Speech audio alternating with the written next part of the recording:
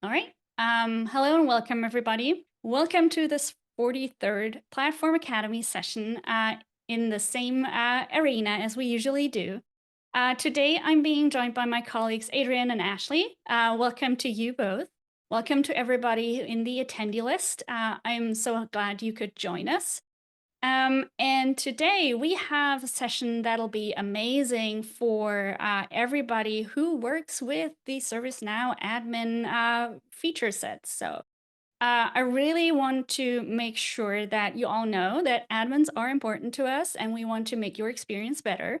So we released and will be releasing several new and improved features for Admin Center and the system clone experience with the Vancouver release. And to take us through this, we'll start with the Admin Center. And Ashley, please give a quick introduction to yourself. Yeah. Hi, everyone. So I am Ashley Snyder. I'm an outbound product manager here at ServiceNow. You'll see me bouncing around with different products. I have a lot of the admin experience products, which we'll talk about today, knowledge management. And I actually was an admin myself for about 6 years. So I definitely understand all the things that admins go through. And I'm very excited at all the changes that we're making. Yeah, me too. And then the second part of today's webinar, we'll be looking at the new app called System Clone Admin Console. And here to introduce that to you is Adrian. Please give a quick introduction to yourself.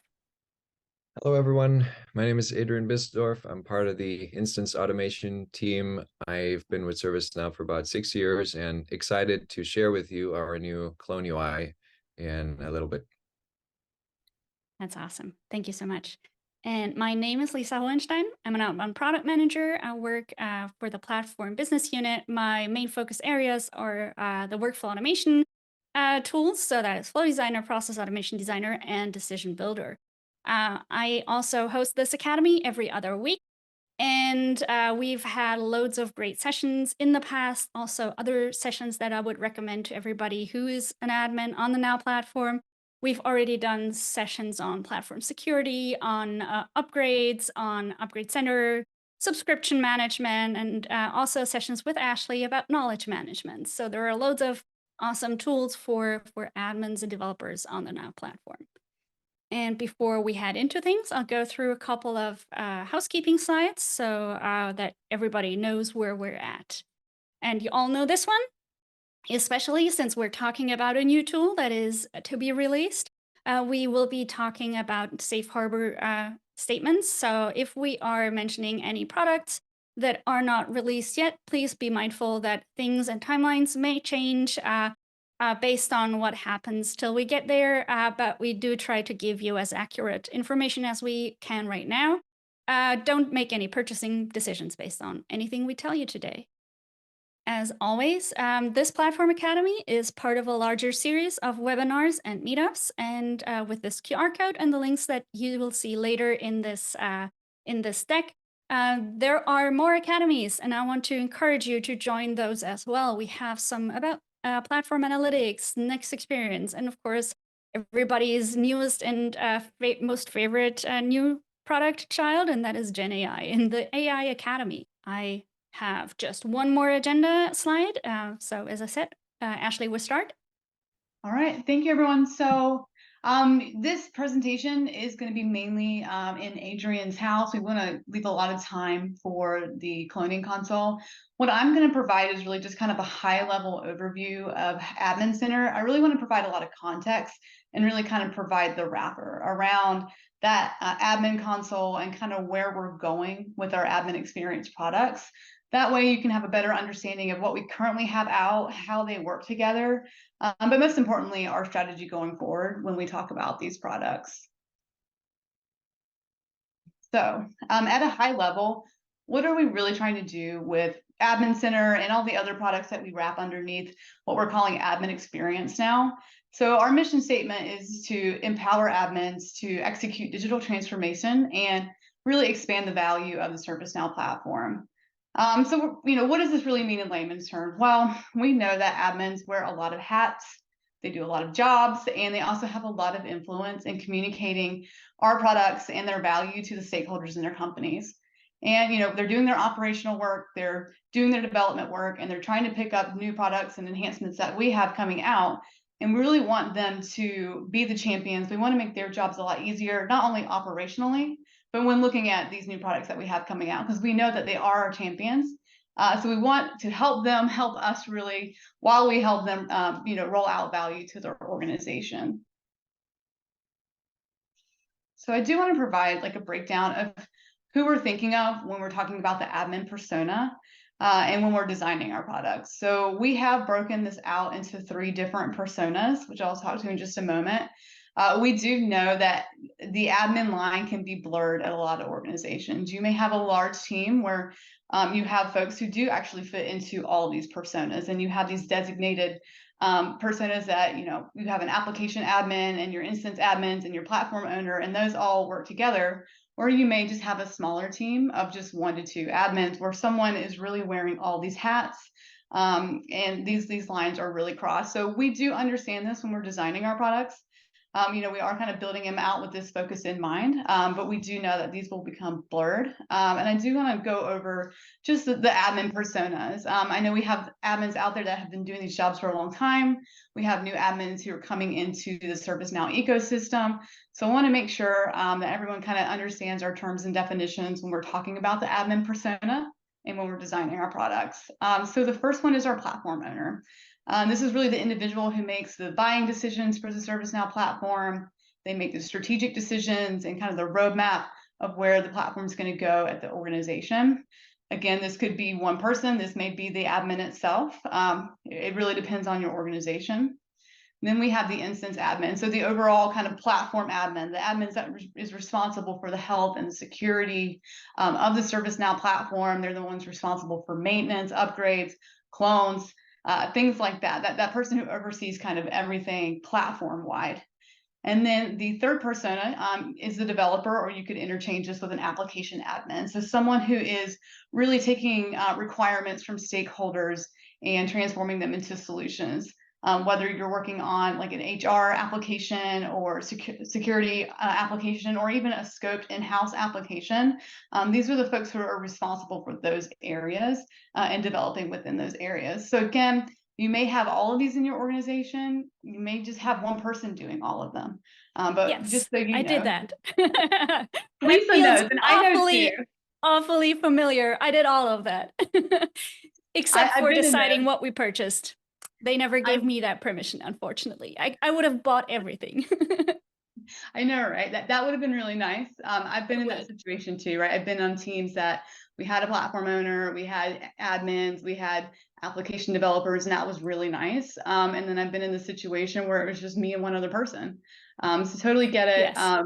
You guys do wear a lot of hats, you do a lot of jobs, and it can be really hard to look at new enhancements that we have coming out, or products, or communicate those to your stakeholders, while at the same time you're working on your upgrades, you're working on your incidents and all the other tasks that you have to do, all while developing as well. So definitely a lot going on for admins, and we want to make it easier for y'all.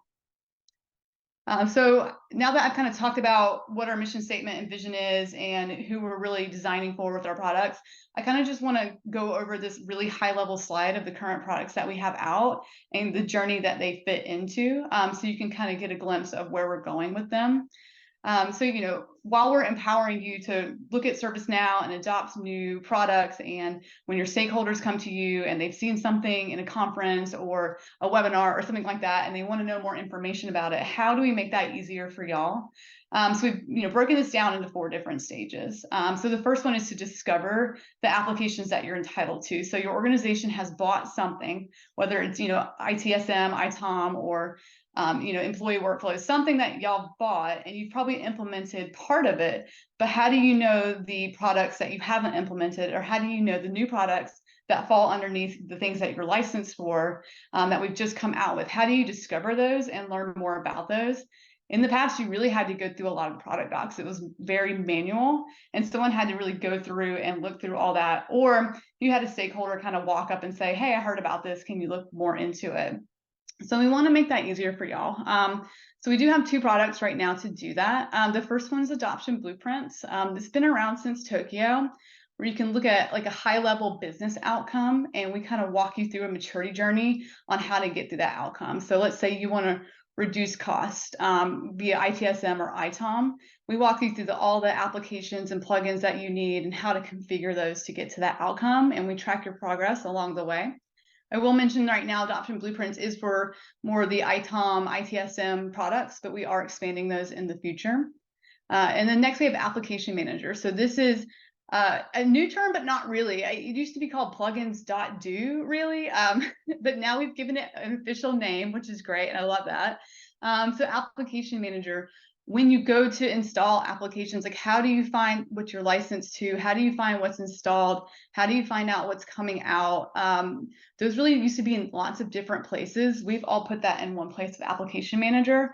I have a slide about that, so I won't go too deep right now. And so you found that you have applications that you're entitled to that you haven't installed yet or haven't configured yet, and you want to go ahead and do that. So the next step along the way is to adopt and configure them, and we want to make this easier for you. It has been kind of dispersed in the past, and it still kind of is. We are on the first steps of our journey with this. We want to make it easier to configure them, and this is kind of where the admin consoles that we're talking about today fall into this. So you're going to see a new product in November coming out called Configuration Hub. I'll speak to that in just a moment. Our admin console, so the cloning admin console is an example of one of those, one of the first examples that we're talking about. And then also we have our tried and true guided tours setup and help center. So really, how do you onboard your users to the applications that you're implementing, or even the applications that you're building? That's all part of the adopt and configure process, and we want to make that a lot easier for you.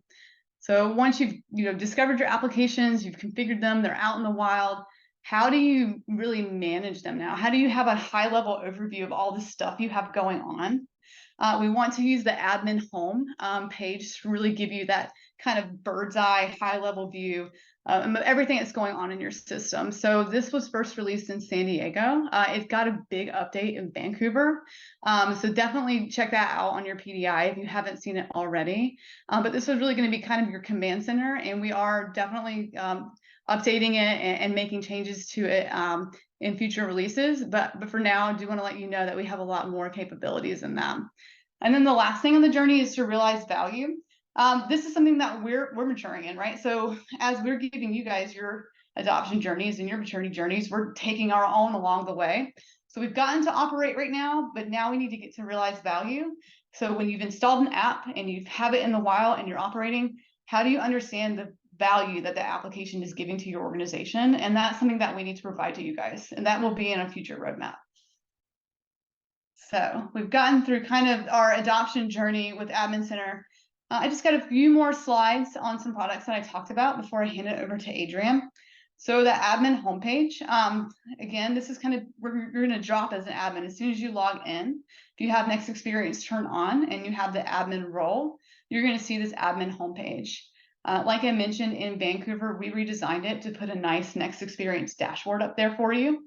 You can configure that dashboard. You can even create Next Experience dashboards and swap back and forth, because we know admins, not only are you doing operational work, you're also doing probably development work as well. So you're going to want to see some agile things there if you're using our agile development products to do your work. And you're just going to want to be able to configure this and really kind of customize it to your needs as an admin. So when you go there, you have everything that you need. So you can do that. I will say check out like the product documentation on Analytics Center. Check out the Platform Analytics Academy if you want more information on these dashboards. They're going to be really helpful to kind of get an understanding of where our dashboards are going in the future.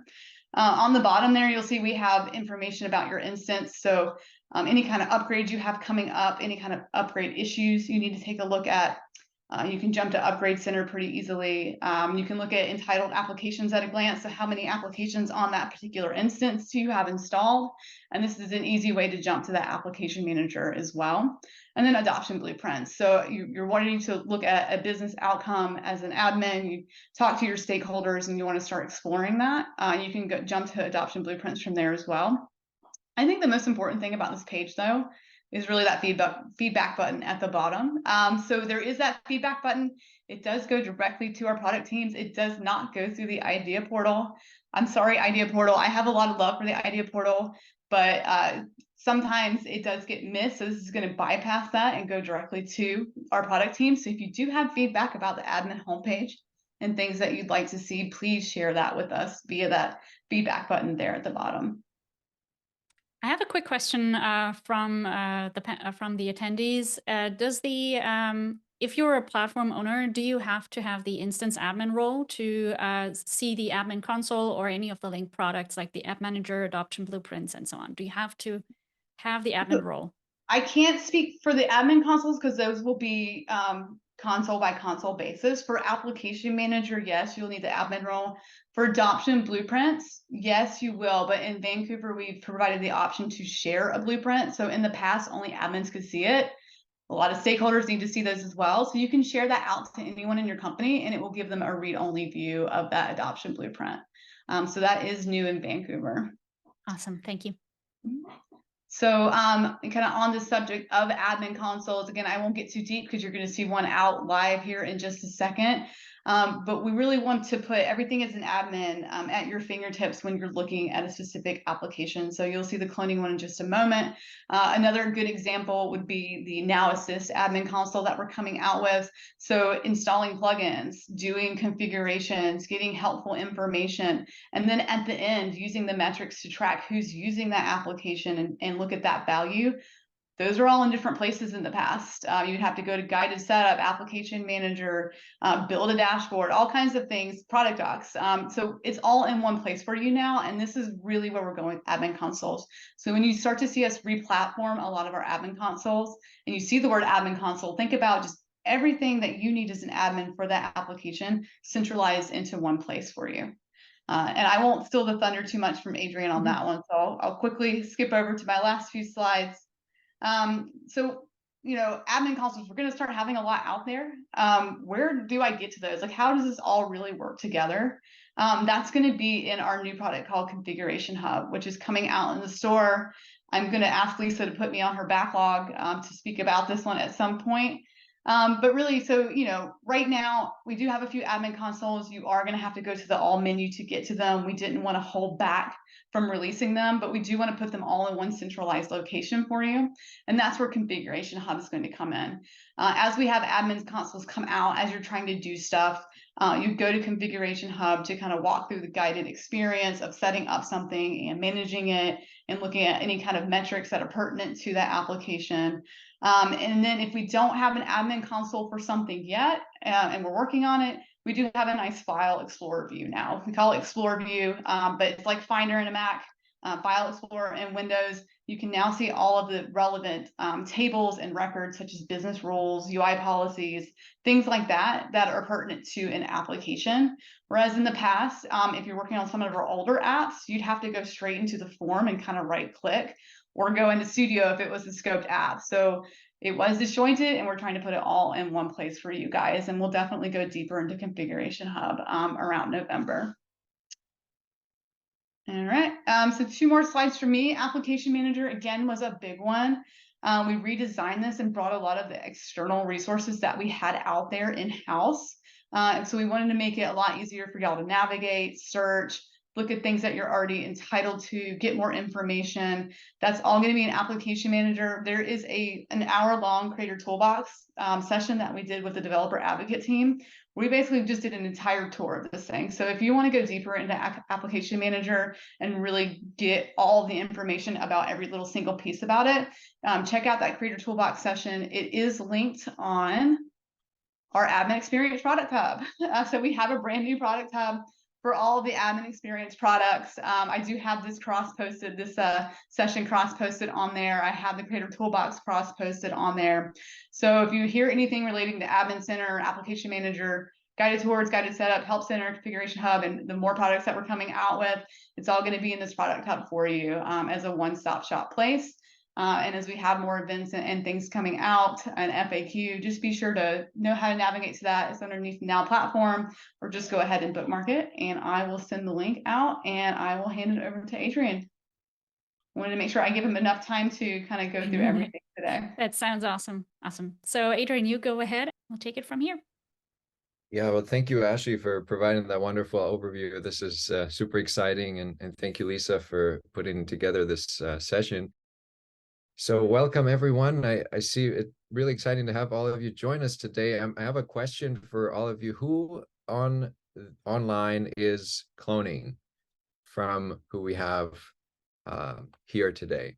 And I imagine it's pretty much everybody, because cloning is such a ubiquitous action that every admin or architect or platform owner has to do on ServiceNow. And so today I'll share a couple, just a couple tips and a couple basic cloning pieces of information, and then I'll dive into our new clone console, which will come out November 2nd on the ServiceNow Store.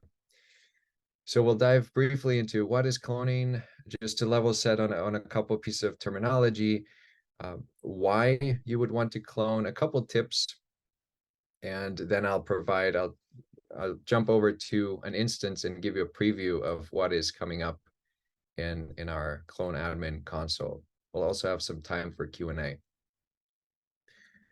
So first up, cloning is essentially copying all of the data, metadata configurations from one instance to another. So we have a source and a target. And of course, in reality, this process goes through a backup system. So as you are cloning, we are actually pulling this data from the last nightly backup and feeding the data into the target instance. So something to keep in mind as we discuss cloning today, and a couple of the basics. It's not a direct instance to instance copy, but it is data from that last nightly backup. And this has some implications on how you want to strategize around when to clone and what to keep in mind. There's an excellent Academy session that dives deeper into this, into the mechanics and into cloning, that is from Andrew Barnes and Daniel Drees, and highly recommend that as well if you want to dive deep. Yeah, so the terminology we'll cover briefly is production, sub-production instances, the source and the target, and then preservers and exclusions as part of the clone. And all of this will be part of the console, which we'll share in a couple minutes. Before I dive into that, though, I'm curious if we can put up the poll. I believe we have a poll. How often do you clone from production today? Yes, the poll is running. People are clicking the clicks. And we have a leader right now is every 6 months, but every 3 months and yearly are right on its heels. It's a nice distribution. And yeah, we have obviously different use cases for each of these frequencies, right? Everything from cloning right before upgrades to development and setting up your development instances for your clones. We'll dive into those in just a bit. Yeah. And so replies have slowed down. I'm sharing the results just for a second. We have about 20% for yearly, about 40% every 6 months, about a quarter, 24% for every 3 months, and the rest clones even more often. Awesome. Oh, that's an awesome distribution. All right. Well, we'd definitely be interested to also share and to learn more about the reasons how why you might clone every 6 months versus every week or every 2 weeks, right? And this depends also on why you clone. A couple very common use cases are before testing or before a family release upgrade, before testing new apps or new capabilities you are pushing to production, but also to set up for a new development cycle. On this third one, you have to find the right balance for your team, right? Because cloning can be disruptive to stakeholders, to developers. And so just to keep in mind that cloning too often can also disrupt that work. All right. So thank you for sharing those frequencies. A couple pieces of information on exclusions and preservers. So as we talk about exclusions in the clone app and in general as well, when we're cloning data from source to target, When we exclude data, we copy over only the schema of the table, and essentially the result is an empty but usable table on target. Things to keep in mind for exclusions are that when you exclude a table, it also automatically excludes all the child tables. In this case, task is a parent to incident, problem, change, etc. And so these tables will then also be empty on your target if you choose to exclude it. How do preservers work? Preservers work a bit different. Let's say you have an empty table on source and a table with some data on your target instance. Let's say it's a custom table. If you are preserving or seeking to preserve, as the name suggests, you seek to keep that data on target. Things to keep in mind for preservers is that it does not preserve the child tables of this table. So today it is set up so that you have to individually preserve tables if you wish them to be preserved.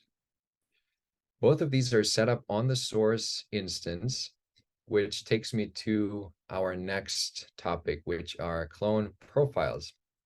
Here's a quick snapshot of the clone profile section on the app, which I'm about to show. So a clone profile, you can think of it as a template for cloning, which you can have multiple profiles for different scenarios. You've just shared with us the frequency, right? If you're cloning before upgrades, you might have different exclusions and preservers versus in other scenarios. So think of it as a reusable template. It's instance specific, and you can prepare your exclusions and preservers for those scenarios with clone profiles. This is a great place to start. If you're new to cloning, start with clone profile as a first step. All right, and that brings us to our second and final poll question here. I'm curious, how long do clones today take from production for folks online? And as we pull up this poll, I'll share a couple main drivers of duration. Right, so main duration drivers today, the primary one is database size. The larger database, the longer it'll take to clone that data. But then as we before I share the demo with you, we also have some tips on how you can check some settings and ensure that you're optimized for the fastest possible clone times Yes. today. Yeah. And looking at the results for the most of the people, about 71%, it is done in 2 to 5 hours. There are about 17% for 6 to 10, and very few where it takes longer. I think that is a good result. 6%, 11 to 24 hours. There's probably larger instances, larger databases. Over 24 hours, I see for people. So that's definitely a longer duration, and hopefully some of these tips can help with that as well. All right, so a couple tips. So as I mentioned, starting with a clone profile, if you are new to cloning and if you haven't explored that yet,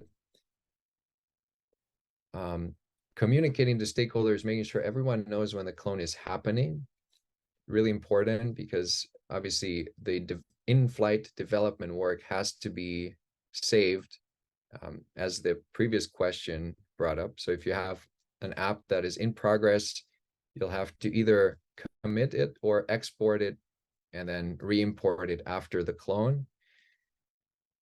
Really, really important if you're working with update sets, or if you're committing changes right before the clone, make sure you commit the changes prior to the backup. This is because, as we shared at the beginning, clone pulls from the last nightly backup. So if you're publishing changes right before the clone and then triggering a clone, it might pull the backup from several hours ago and not include those changes. So really, really important to keep in mind that committing changes prior to the backup time, not the clone time. And then we'll have some time-saving tips that I've alluded to. I see there's another question in the chat. Lisa, if you... Yeah, I think we covered we did. them. There's the tips to accelerate. We'll get to that in a second. And if there's an option to get a read-only clone, like an instant clone. I think if there's an option, so if you have something that you need to urgently debug on your prod instance, you can reach out to support. Sometimes they can help you set up something like that to debug a business critical issue. So I would reach out to support for urgent cases. Otherwise, we have the regular cloning, I think. Yeah, I second that. It'll take about the same amount of time as a clone. Because it's the same process, but yes, that's yeah, especially if it's business critical, definitely reach out. All right, on those of you who have multiple instances, especially multiple dev instances, you can save time by something called clone chaining. I'm not sure if folks are familiar with the term clone chaining, but essentially, rather than cloning from production every single time, which can take a long time because production is typically a larger database, a lot more data, you can first clone from production into test, let's say, or stage. And in the next step, you can use test as your source instance to then clone to development. And those clones are typically much faster. If you're running a lot of post-clone scripts, let's say your anonymized data or your remove sensitive data, one more reason to then clone from the smaller, cleaned up data set to your development instance. It'll really speed up the time. There are a couple settings that you can check as well. So there is this exclude large or exclude attachment data checkbox, or in the new UI, it's a toggle. If you experience large clone durations, those folks with 24 hours or more, try deselecting this and just copying over the entire attachment data. It will help with clone time. So counterintuitively, it'll actually be faster because the attachment table also includes some internal catalog images and other images, and going through the logic, especially if the table is very large, to selectively remove attachments will take a long time in a large data set. So deselect that. When there is also a amount of data copied from specific tables, this is the task and its child tables, keep that as full. So the default out of the box is full. So avoid that last 90-day setting, especially if your task table is very large. Large preservers also add a lot to clone time, and an alternative to this last 90-day setting that I mentioned is to exclude the large tables altogether. So for instance, you can exclude task and then save, save storage space and time on your subsequent clones. Are there any questions thus far? I see some numbers on the Q&A. Yes, so one of them is, will the new cloning console show your last full backup that would be leveraged for the next clone? So that last full backup, we don't have the backup timestamp in it, but I'll share with you a new feature related to backup. So it has an on-demand backup functionality on the app. That sounds awesome. And then the second one, can you revert only specific portions of a clone if changes were not saved in a particular instance, or you have to versus reverting the whole clone? Today, you'll have to roll back the clone, and you can do so within 7 days or 2 days if you're on a sharded DB. All right. But yeah, we included that as well in but I'll share that in a second. All right, so let's provide just a couple pieces of information here. what we really focused on with this console is visibility and usability to your bringing all clone related settings into one place, as was shared earlier. So it brings a simplified clone request form. It also provides some guidance on the items that can add to your clone duration. It has a new scheduling tool to prevent timing conflicts. Has that on-demand backup option, which can come in handy. And it provides visibility on your current and on your recent clone activity. And with that, I will switch over to my other screen. I see there's another question while I pull that up. There's a question about obfuscating data post-cloning, like sensitive data, I believe. That is done with the scripting, right? We do. We have a product on that. So it's called data anonymization. And There it we goes go. hand in hand with, yeah, so you can categorize your data and then anonymize it. We can share the link after this session as well, but it's a job that would run after your clone, and then you can choose, for instance, social security numbers. You can define it by regex and find that data and then scramble or obfuscate it as you wish. Awesome. All right, thank you for those great questions. Let's dive into a brief demo of our new clone app. So here is an overview of your recent clones and the in-flight clones, if you have any. It can also be switched to a list layout. As I mentioned up top, you have all clone-related configurations, definitions in one place, and a simplified request experience. First, I'll just show you briefly how to add or where to add instances. Clone instances are those instances that you can clone to and from. So you can have multiple target instances depending on how many dev instances you have. And then you have clone profiles if this is loading. There we go. So in this case, I have one clone instance, and to add a new one, you have to be an admin on that instance. In this case, instance URL, the admin, and the admin password to add a new instance. Clone profiles are these templates for cloning that I highly recommend, especially if you're new to clone, great place to start. And they can contain all the exclusions, preservers, and cleanup scripts for this specific instance in this case. And I can also check to make this the default if I frequently use this specific profile.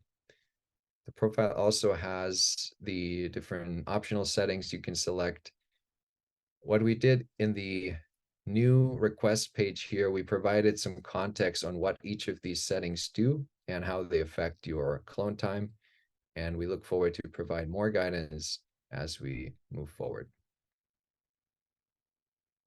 Within the profile, you can dive into each of the modules here, exclusions, for example, and edit and add different items to your profile. If you seek to add preservers or exclusions, you can do that under definitions. So here you have all the exclusions that you have set up. To set up a new one, you'll have to go to set up a new exclusion. And then, as I mentioned, by default, if you add an exclusion, it will also add the child tables of this table. So let's say if you add task, it will also exclude the incident and problem change tables that are part of those extended tables. And preservers works in the same way, but once again, keep in mind that when you preserve a table, it does not preserve the child tables. Something to watch out for. All right. And of course, we have cleanup scripts. These are the out-of-the-box scripts, and you can create new ones that, for instance, your own scripts or own types of actions that you want to automatically run after your clone completes. Something to keep in mind is that the clone completes and the cleanup scripts are actions that happen afterwards, essentially. So if you are seeking to obfuscate data, then you'll have to keep in mind that access to that data is part of the process as you go through it.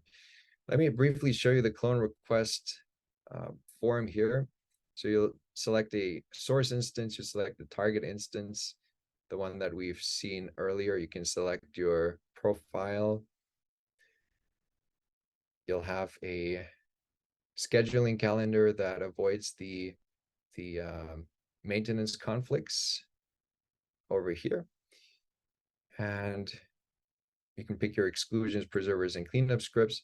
Here's the on-demand backup option that I've mentioned. So you can toggle this on and it'll give you an estimate. Well, that's pretty neat. It even gives you an estimate. And the one thing that I mentioned earlier with the amount of data, if you choose last 90 days, it'll also give you a quick warning that it might add to your clone duration. This is essentially a shopping cart summary of what you have selected, all your settings, and then you can confirm and submit your clone request. So I'll end with the fact that I hope some of the time-saving tips have helped reduce some of those longer clone durations. And a couple next steps on this clone UI. November 2nd is our store release. In March, we will ship it as part of Washington. So it'll be on your instance at the latest when you upgrade to Washington.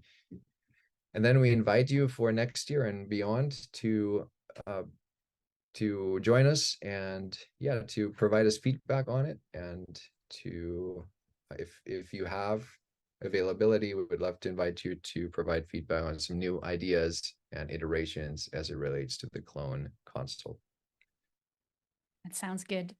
We do have a QR code a little later, but we'll address some of the questions that have come in for a little bit. So one very good question posed by Jose is, will the clone request get canceled just in case the on-demand backup fails for some reason? Or would it still go through with the clone? I haven't encountered this specific case.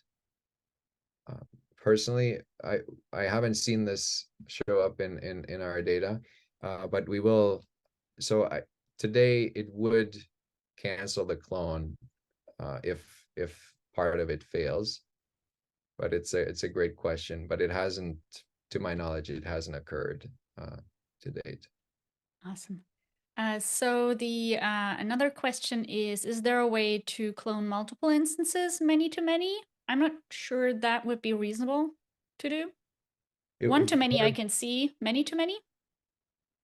Many to many. That's a great question. Many to many. I would love to understand that use case better. So I think DJ Patel, you'd be a great candidate for those iterative sessions if you're interested. Yes. I'd love to dive into that. But we are working on one. Well, we are exploring this space with how to, for instance, clone chain to, if you have 20 development instances, to make it easier to not have to go through 20 different requests. But yes, safe harbor in mind, we are working and exploring this. Right. So many questions coming in. How will the clone console acquire the high portal change number info? Do they have to set up anything, or is it integrated in the backend? It talks to our support instance, right? It does. It'll have the clone Yes. request and the change number in That's the amazing. end, and it is available on Utah patch 2 and above. So anything, it's compatible with Utah patch 2 and above. Oh, that's awesome. So in November, when it is available on the store, you can install it on, what did you say, Utah patch Utah patch 5? 2. Patch 2. Awesome. Yeah. Thank you. And then safe harbor in mind. When will this? Oh, that's the question for Ashley. When's the configuration console going to be released? Yes, so November 2nd. So that, that's a big store release day. So you'll have a lot Yes. of fun things on that day. It will be Vancouver, I believe, patch 2. That could be subject to change. I'll post an update on that, but I believe it is Vancouver patch 2. Awesome.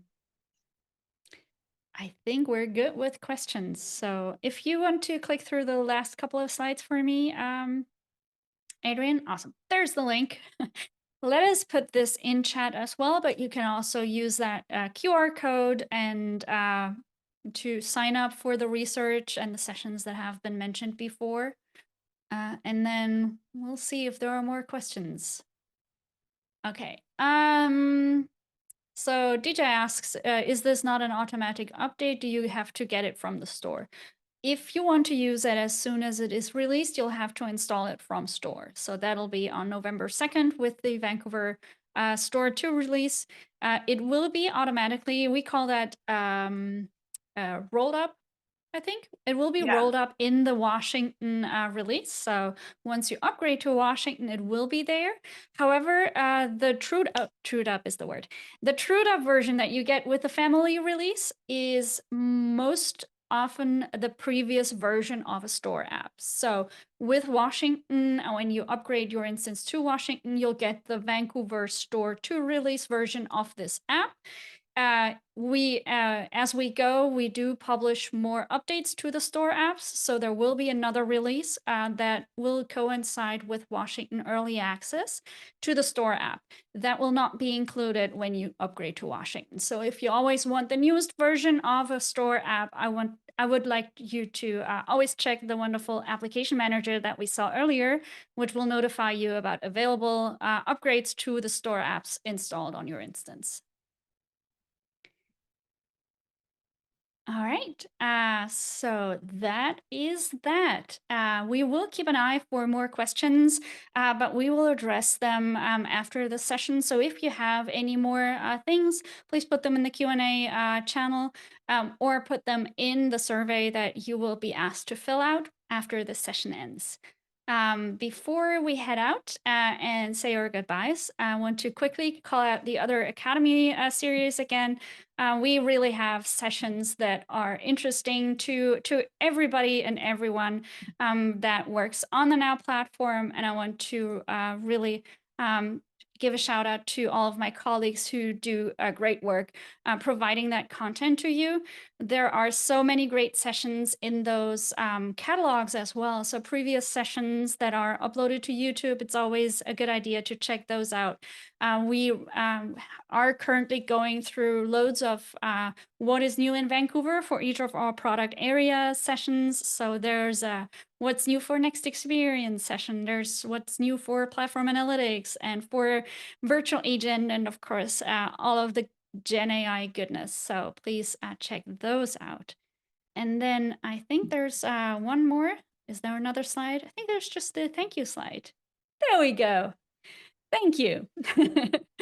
Thank you, Ashley and Adrian, for this session. I think this was very highly interesting. We had some great interactions, great chat feedback, and poll results, awesome questions.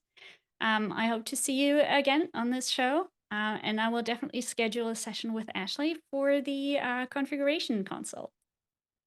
Sounds good. Thank you so much for hosting us, Lisa. Yeah, thank you for hosting us, and thanks everyone for joining. Oh yeah, totally. Thank you, everybody. You have a lovely night or rest of your day, and then I will see you again. Let me quickly recap.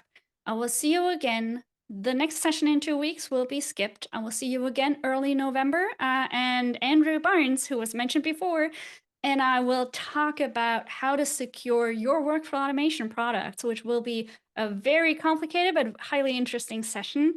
And then end of November, we'll skip a week for the Thanksgiving in the US. We'll have another session on November 30th And on December 7th with Jason Lefevre, we'll be talking about Process Automation Designer and Playbook Experience, because there are so many great new things that were added in Vancouver and Utah, and we really want you to see those. And with that, I wish everybody a good day, and bye-bye. Thank you, everyone.